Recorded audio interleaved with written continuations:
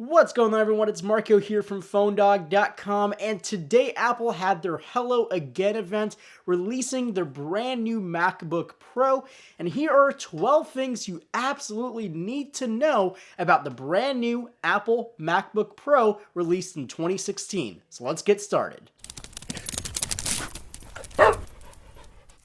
First things first, it wouldn't be typical Apple to make their brand new latest MacBook lighter, thinner, and faster. That's exactly what the new MacBook Pro is. It's about 20% thinner than the last generation MacBook Pro with Retina display. It's much faster, and it is about a pound lighter in every division, both the 13 and the 15-inch model. Obviously, the headline feature of the new MacBook Pros are the new Touch Bar with Touch ID. The long and very rumored Touch ID is now very real, and we actually got to see it in action today at Apple's event, and it does look very neat, being a very dynamically moving object. It changes with whatever application you're in, and it displays pretty relevant controls considering what you're doing. So whether you're watching a video, you'll have your play, pause, and scrubbing. If you're even editing videos on Final Cut Pro, you'll actually have an entire timeline on that little touch bar that you can scrub through, which actually seems really useful for people like me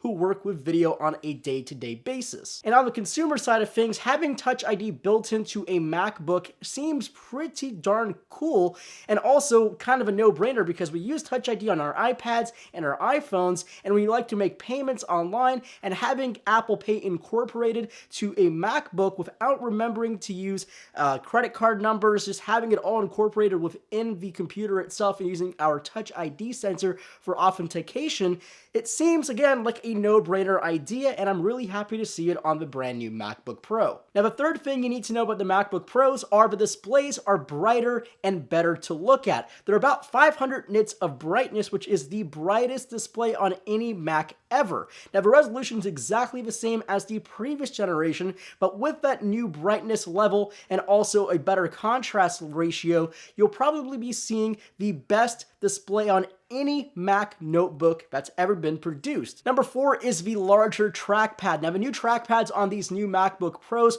are 2 times larger than the previous generation MacBook Pro. That gives you a very large surface to use all of that multi-touch goodness. Number 5 on my list are the faster solid-state drives. Now, SSDs are one of the biggest factors in terms of determining how well your computer will perform, and these new SSDs on these latest MacBook Pros are about 50% faster than the last generation MacBook Pro. That will be a humongous thing you'll notice immediately from startup, the instantaneous opening of all your applications, all your data, and also transferring files from one area to another area. For example, editing videos in Final Cut Pro off of that solid state drive inside your MacBook Pro should be lightning fast thanks to that new performance of the SSD drives. And it wouldn't be the same if you didn't upgrade your RAM as well. The new RAM in the MacBook Pros are even faster than the last generation MacBook Pros. Now we're up to 2166 megahertz in terms of the speed of the RAM. Number 7 on my list is the new keyboard. The MacBook came with a butterfly mechanism dome switch keyboard that a lot of people liked and a lot of people disliked because of the lack of travel. This next generation keyboard has a little bit more travel, the same type of stability as that MacBook, so we'll have to wait and see how that keyboard actually feels, but early reports say that it does feel a little bit better than the MacBook, but pretty solid overall. Number 8 of my list is the removal of basically every single I/O port except the USB Type-C connectors. Now, I said connectors with an S because now we have 4 of them on the latest MacBook Pro 13 and 15-inch. Now, these will handle basically every single thing you'd want, from charging to data transferring to display connecting.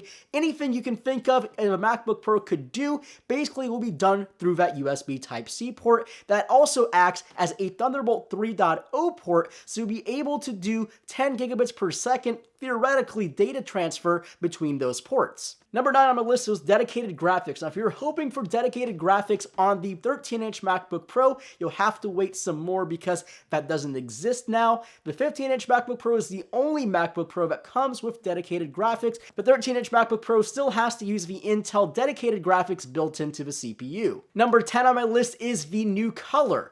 Only one new color. You still have the silver aluminum color that we've all known and loved for the past about 10-15 years of MacBook production, but it now also comes in space gray. We don't have any pink or rose gold or any of those colors, just those two colors as our selections. Number 11 is kind of a silent release today. We're not really silent, but not really as well known, is a lower priced MacBook Pro that features basically almost the same technologies and specs as the more expensive MacBook Pro, minus the Touch Bar and Touch ID. This MacBook Pro was aimed to replace a MacBook Air gap, which I still don't really understand because it's much more expensive than the MacBook Air, but at $1499 you do get a lot of power, not the same level of power as the more expensive $1799 base model 13-inch with Touch Bar and Touch ID, but you do get a lot of the same performance figures for a little bit less money. And number 12 on my list is the death of the 11-inch MacBook Air. Now again, this kind of relates back to my number 11